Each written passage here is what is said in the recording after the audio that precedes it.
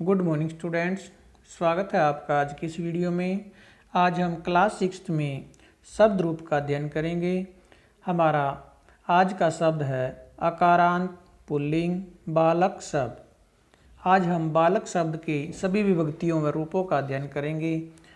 बालक एक अकारांत शब्द है क्योंकि बालक का जो अंतिम वर्ण है वो है अ, और बालक पुल्लिंग शब्दों के अंतर्गत आता है। इस प्रकार बालक एक अकारांत पुल्लिंग शब्द है। अकारांत पुल्लिंग शब्दों का अध्ययन आपने अमृतम पाठ्य पुस्तक के पाठ 2 में किया था। वहाँ पर केवल आपने अकारांत पुल्लिंग शब्दों के प्रथमा विभक्ति का ही अध्ययन किया था, जैसे कि बालकः, बालकौ, बालकः। ये बालक की प्रथमा विभक्ति है जिसका अध्ययन आपने अमृतम पाठ्य पुस्तक के पाठ 2 में किया था। आज हम बालक शब्द की सभी विभक्तियों का अध्ययन करेंगे। तो आइए शुरू करते हैं। सबसे पहले हमें यहाँ पर दिया गया है विभक्ति ही। तो प्रत्येक शब्द की 7 विभक्तियाँ होती हैं, जो होती हैं प्रथमा अर्थात पहली, द्वितीया दूसरी, तृतीया तीसरी, चतुर्थी चौथी, पंचमी पांचवी, षष्ठी छठी, सप्तमी सातवीं। वह एक होता है हमारा संबोधन। ये केवल संज्ञा शब्दों में होता है, सर्वनाम व विशेषण शब्दों में संबोधन नहीं होता। उसके बाद आपके आते हैं कारक। तो जैसे कि आपने हिंदी व्याकरण में अध्ययन किया था, कारक आपके 8 होते हैं, लेकिन संस्कृत में केवल 6 प्रकार के कारक होते हैं। इसमें संबोधन व संबंध को कारक नहीं माना जाता। केवल कर्ता, कर्म, करण, संप्रदान, अपादान व अधिकरण को ही कारक माना जाता है। संबंध के लिए हम संबंधवाचक पद का प्रयोग करते हैं, न कि संबंध कारक का। इसी प्रकार संबोधन को भी कारक संस्कृत में नहीं माना जाता, लेकिन प्रयोग हम सभी का करते हैं। ठीक है, तो ये हमारे कारक थे। उसके बाद ये आगे हैं कारक के चिन्ह, जिसे हम विभक्ति भी कहते हैं। कर्ता का चिन्ह होता है ने, कर्म का को, कर्ण का से या के द्वारा, संप्रदान का चिन्ह होता है के लिए, अपादान से अलग होने के अर्थ में, यानी कि जब एक वस्तु दूसरी वस्तु से अलग होती है तो वहाँ पर से का प्रयोग किया जाता है, अर्थात अपादान कारक का प्रयोग किया जाता है। आगे है संबंध। संबंध के लिए का, के, की, इन चिन्हों का प्रयोग किया जाता है, जैसे राम का पिता। ठीक है, आगे है अधिकरण। अधिकरण में हम में और पर चिन्हों का प्रयोग करते हैं, और संबोधन के लिए हे अरे, हे अरे या भो इत्यादि चिन्हों का प्रयोग करते हैं। ठीक है, तो इन चिन्हों अर्थात विभक्तियों के अनुसार ही हम बालक शब्द के सभी शब्दों का अर्थ जान लेंगे। जैसे कि बालक की प्रथमा विभक्ति है आपकी बालकः, बालकौ, बालकः। तो बालकः का अर्थ हो जाएगा बालक ने, यानी कि इसके साथ जो प्रथमा विभक्ति का निशान है अर्थात चिन्ह है वो जुड़ जाएगा। बालकः बालक ने, बालकौ दो बालकों ने, बालकः सब बालकों ने। इसी प्रकार प्रत्येक विभक्ति के साथ उस विभक्ति का चिन्ह जुड़ करके उसका अर्थ बन जाएगा। तो आगे आपका बालकम, बालकौ, बालकान, बालकम बालक को, बालकौ दो बालकों को, बालकान सभी बालकों को। ठीक है, इन चिन्हों का प्रयोग आप संस्कृत अनुवाद जब सीखेंगे तो वहाँ पर इनकी सहायता से ही हम विभक्तियों का प्रयोग करेंगे। ठीक है, उसके बाद है आपका बालकेन, बालकाभ्याम, बालकैः, बालकेन, बालकाभ्याम, बालकैः। तो बालकेन का अर्थ होगा आपका बालक से या बालक के द्वारा। ठीक है, बालकाभ्याम दो बालकों से, बालकैः सभी बालकों से। आगे है बालकाय, बालकाभ्याम, बालकेभ्यः, बालकाय बालक के लिए, बालकाभ्याम दो बालकों के लिए, बालकेभ्यः सभी बालकों के लिए। ठीक है, आगे है बालकात् एक बालक से, बालकाभ्याम दो बालकों से, बालकेभ्यः सभी बालकों से।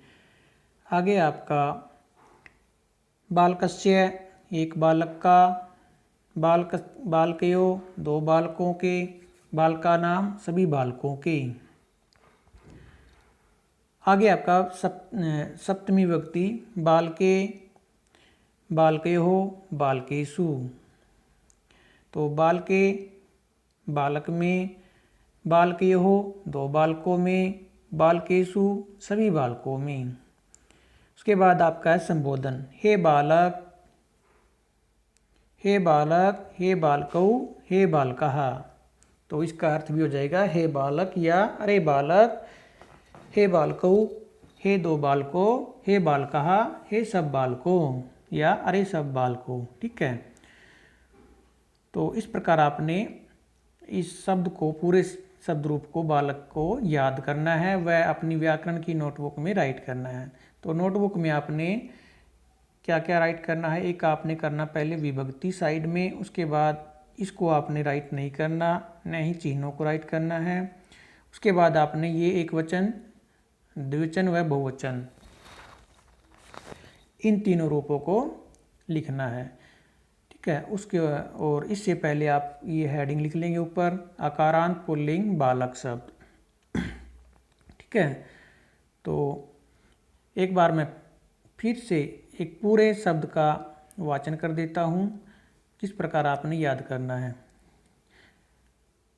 तो आपने याद करना है बालकः, बालकः, बालकौ, बालकः, बालकं, बालकौ, बालकान्, बालकेन, बालकाभ्यां, बालकैः, बालकाय, बालकाभ्यां, बालकेभ्यः, बालकात्, बालकाभ्यां, बालकेभ्यः, बालकस्य, बालकयोः, बालकानां, बालके, बालकयोः, बालकेषु, हे बालक, हे बालकौ, हे बालकः। ठीक है, तो इस प्रकार आपने इस पूरे शब्द रूप को याद करना है। तो जो आपके ये जो विभक्ति के चिन्ह होते हैं, जो कारक के चिन्ह होते हैं, इसकी सहायता से हम संस्कृत अनुवाद इनका बना सकते हैं। जैसे कि आपका कर्ता का निशान है ने, यदि आपका आता है कोई वाक्य में, जैसे बालक ने पढ़ा, तो आप वहाँ पर लगा देंगे बालकः। तो बालक ने इस अर्थ के लिए आप वहाँ पर प्रथमा का एक वचन लगा देंगे बालकः। ठीक है, तो बालकः का अर्थ हो जाएगा आपका बालक ने पढ़ा, अपठत। ठीक है, ये इसी प्रकार दो बालकों ने पढ़ा तो बालकौ हो जाएगा। दो बालकों ने इस अर्थ के लिए आप बालकौ शब्द का प्रयोग करेंगे, और सभी बालकों ने तो बालकः हो जाएगा वहाँ पर। ठीक है, तो ये बातें मैं आपको संस्कृत अनुवाद जब शुरू कराऊंगा वहाँ पर विस्तृत रूप से आपको बता दूंगा। इसी प्रकार आपका हो जाएगा, जैसे आपका कर्म का चिन्ह है को, तो यदि किसी वाक्य में इस प्रकार आता है कि जैसे अध्यापक ने बालक को पढ़ाया, अध्यापक ने बालक को पढ़ाया, तो वहाँ पर आपका बालक को, इसकी आपने संस्कृत बनानी है, तो आपको सिर्फ यह शब्द प्रयोग करना है बालकम। ठीक है, बाकी संस्कृत में आपको दोबारा अध्यापक ने, अध्यापक के साथ प्रथम लग जाएगी अध्यापक है, और बालक को क्या हो जाएगा बालकम। दो बालकों को होगा तो बालकौ, और सभी बालकों को पढ़ाया तो बालकान। ठीक है, इसी प्रकार आगे अगर आपका आता है जैसे से या के द्वारा, या बालक के द्वारा पढ़ा गया, इस प्रकार से कुछ वाक्य आता है, बालक के द्वारा पढ़ा गया, तो बालक के द्वारा, इसकी संस्कृत बनाने के लिए सिर्फ आपको लिखना है बालकेन। क्या लिखना पड़ेगा बालकेन। दो बालकों के द्वारा होगा तो बालकाभ्याम, सभी बालकों के द्वारा तो बालकैः। ठीक है, आगे आता है चतुर्थी का निशान होता है आपका संप्रदान का के लिए। ठीक है, यदि किसी वाक्य में आता है जैसे पिता बालक के लिए, पिता बालक के लिए फल लाता है। ठीक है, फल लाता है, तो बालक के लिए इसकी आपने संस्कृत बनानी है, तो क्या लिखना है बालकाय। ठीक है, क्या लिखना पड़ेगा, बालकाय। 2 बालकों के लिए होगा तो बालकाभ्याम, सभी बालकों के लिए बालकीभ्य। ठीक है, तो इस प्रकार जो बाकी के हैं जो चिन्ह है, जो भी आपका वाक्य में चिन्ह आएगा उसी के अनुसार आप उसमें विभक्ति लगा देंगे। ठीक है, तो इन सब बातों के बारे में हम संस्कृत अनुवाद जब शुरू करेंगे वहाँ पर अच्छे से पढ़ेंगे। तो आज के लिए आपने सिर्फ क्या करना है, बालक का शब्द रूप है वो राइट करना है, वह उसको लर्न करना है पूरे को। ठीक है, राइट कैसे करना है वो मैंने आपको बता दिया है। तो आज के वीडियो में सिर्फ इतना ही। धन्यवाद।